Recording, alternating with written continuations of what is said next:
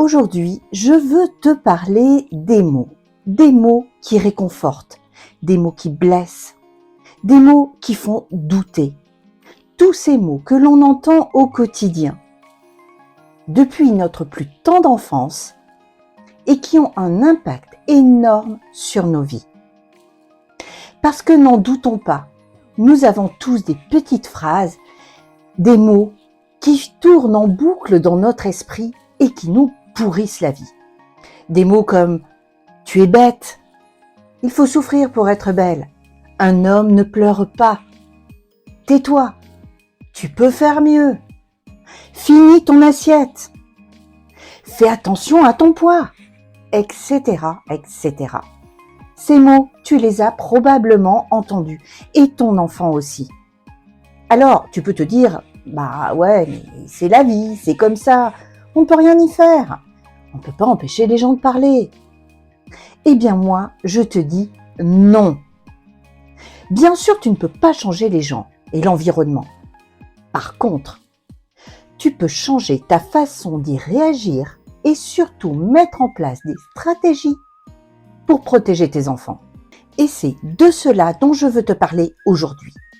Comment protéger nos enfants de tous ces maux.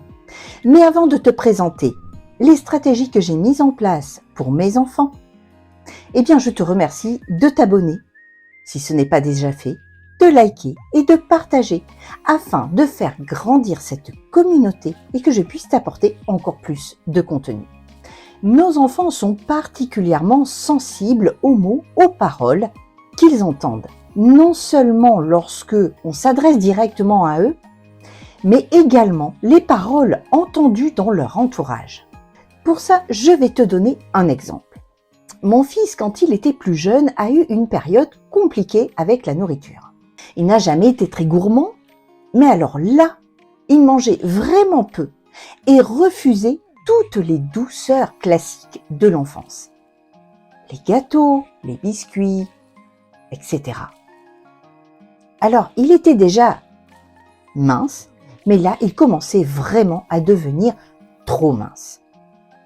En le questionnant, il m'a avoué qu'il avait peur de grossir et de devenir comme son papy. Pour nous, ça a été un choc. Son grand-père avait en effet des gros problèmes de santé dus à son surpoids, mais nous n'avons pas tout de suite compris le lien. Parce que son grand-père était une personne âgée, avait des soucis de santé logiques. Et puis quand il était jeune, il n'avait aucun de ces problèmes. Son grand-père était gourmand, et puis avec l'âge et le manque d'activité, forcément, il a eu des problèmes de poids. Mais mon fils, lui, il a enregistré ce qu'on disait à son grand-père. Quand on lui disait « attention, il faut que tu limites un petit peu les plats en sauce, mange moins de biscuits, fais attention aux gâteaux, etc.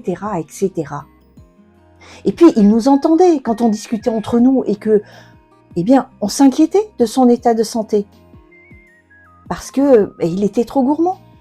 Et mon fils, dans son esprit d'enfant, a associé la gourmandise avec le surpoids, les problèmes de santé et le risque de mourir. Pourquoi ? Parce que le cerveau d'un enfant n'est pas complètement développé. Le cortex préfrontal se développe en dernier, à l'âge adulte. Or, c'est lui qui prend les décisions, qui planifie, qui gère les émotions, qui traite le langage, le raisonnement et la mémoire de travail. C'est pour cela que nos enfants ne peuvent pas gérer leurs émotions, qu'ils prennent tout au premier degré et n'ont tout simplement pas conscience du danger. Donc mon fils a pris personnellement ce qu'il entendait, même si cela ne lui était pas destiné, et dans sa compréhension d'enfant, il a associé gourmandise, risque de mourir. Alors nous avons bien essayé de lui expliquer la différence entre son grand-père et lui. Mais cette injonction qu'il s'était auto-créée était tellement forte que nous n'avons pas réussi. Finalement, c'est un médecin qui lui a patiemment expliqué et montré qu'il se dirigeait vers une pente dangereuse. Et grâce à ce médecin, notre fils a retrouvé une relation beaucoup plus saine avec la nourriture et il a recommencé à manger un peu de tout. Si je te donne cet exemple, c'est pour que tu comprennes que des paroles anodines en apparence et qui ne sont pas destinées à ton enfant peuvent quand même l'impacter et le traumatiser à ton insu. Alors, tu ne pourras pas éviter cela. Par contre, je vais te donner 4 clés qui vont te permettre de repérer si quelque chose cloche et de pouvoir aider ton enfant avant que la situation devienne trop difficile à gérer. Alors, c'est parti pour les 4 clés. La première clé, ne prends rien pour acquis. Ne pense pas que tu connais ton enfant sur le bout des doigts. Comme toi, il évolue chaque jour. Toutes les expériences qu'il vit, bonnes ou mauvaises, le transforment. Alors apprends à l'observer. Bien sûr, certains traits de caractère sont immuables. Il est timide, elle est extravertie, etc. Mais ce qu'il est ne se résume pas uniquement à cela. C'est en observant la façon dont il ou elle évolue et se transforme que tu vas pouvoir repérer ou sentir si ce changement de comportement est normal ou pas. Je vois beaucoup de parents réduire leurs enfants à une caractéristique comportementale. Mon fils est un clown, ma fille a 2 mains gauches, etc. Et ils ne voient pas les appels au secours silencieux que leurs enfants tentent de leur envoyer. Deuxième clé, questionne et écoute. Profite des moments de calme comme pendant le repas ou pendant une promenade pour poser des questions et écoute bien ses réponses ou ses non-réponses. Est-ce qu'il évite le sujet? Est-ce qu'il se crispe? Ces éléments sont parlants et te permettront de mettre le doigt sur le problème. Alors bien sûr, selon l'âge de ton enfant, les choses peuvent être un peu différentes. Certains ados ne sont pas très bavards. Mais même dans ce cas-là, avec des questions simples, anodines, ou des questions détournées, tu peux arriver à en savoir plus. Observe ses silences également, ainsi que son attitude corporelle. Est-ce qu'il ou elle s'enfonce dans sa chaise, croise les bras pour se protéger, ou un grand classique, souffle. Le questionnement est un art et avec nos enfants, il vaut mieux apprendre à le développer. Lorsque tu obtiens des réponses, écoute attentivement. Le choix de ces mots peut être très révélateur parce que si une parole ou un mot l'a bouleversé, eh bien, il va les reprendre dans les explications, en tout cas, tout ou partie de ces mots. C'est ainsi que j'ai pu comprendre l'association que mon fils avait faite entre la gourmandise et le risque de mourir. Parce que lorsque je l'ai questionné, à un moment donné, il m'a répondu « Non, je ne veux pas grossir, je ne veux pas faire comme mon papy et mourir. » Tout était dit. Donc, sois bien attentive ou attentif à ce que ton enfant te répond. Et un point important, s'il s'aperçoit que tu l'écoutes d'une oreille distraite tout en faisant autre chose, alors là, le dialogue sera rompu immédiatement. Et il ne te dira plus rien. La troisième clé, confie-toi pour qu'il ou elle s'ouvre. Ton enfant peut avoir du mal à se confier et c'est normal. Alors, pour l'encourager, eh bien, n'hésite pas à partager tes expériences, ce que tu as vécu lorsque tu étais enfant, tes peurs, tes inquiétudes, tes souffrances, tes échecs, mais tes réussites aussi, tes joies. Bref, tout cela va l'encourager et lui fera comprendre que ses parents sont comme lui.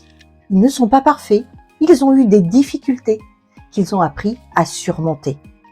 Personnellement, je n'hésite pas à raconter à mes enfants les galères que j'ai pu avoir. À leur âge, leur père fait également la même chose.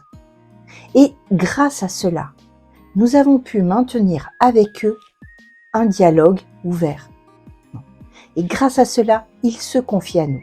Alors parfois ce sont des broutilles, mais parfois c'est plus sérieux et nous devons intervenir pour les aider.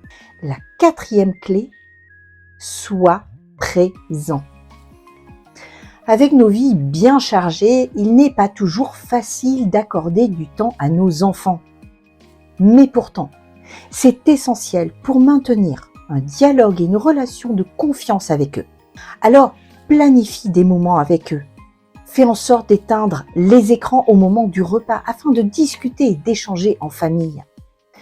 Discuter de tout et de rien, peu importe. Faites des promenades en famille et discutez de tout et de rien, peu importe.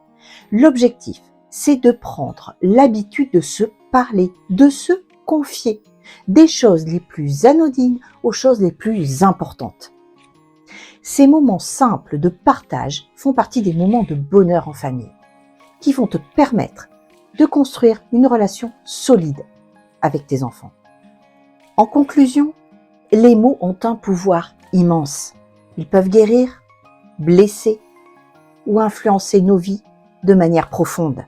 Aujourd'hui, j'ai exploré l'impact de ces paroles sur nous et surtout sur nos enfants. Nous ne pouvons pas changer le monde extérieur, ni contrôler tout ce qui est dit autour d'eux, mais nous pouvons transformer notre manière de réagir et de les protéger en appliquant ces 4 clés. Observer, questionner, écouter et être présent. Nous pouvons créer un environnement où nos enfants se sentent en sécurité pour exprimer leurs émotions et préoccupations. En étant attentifs et en communiquant avec eux, nous leur offrons les outils pour comprendre et surmonter les paroles et les mots qui pourraient les blesser. Alors, mets en pratique ces stratégies dès aujourd'hui. Observe tes enfants avec attention. Questionne-les avec bienveillance. Écoute-les avec cœur et sois présent pour eux dans leur quotidien. Parce qu'ensemble, nous pouvons bâtir un monde où les mots deviennent des alliés plutôt que des ennemis. Alors si tu as aimé cette vidéo, n'oublie pas de t'abonner, de liker et de la partager pour faire grandir cette communauté et de continuer à soutenir nos enfants dans leur épanouissement.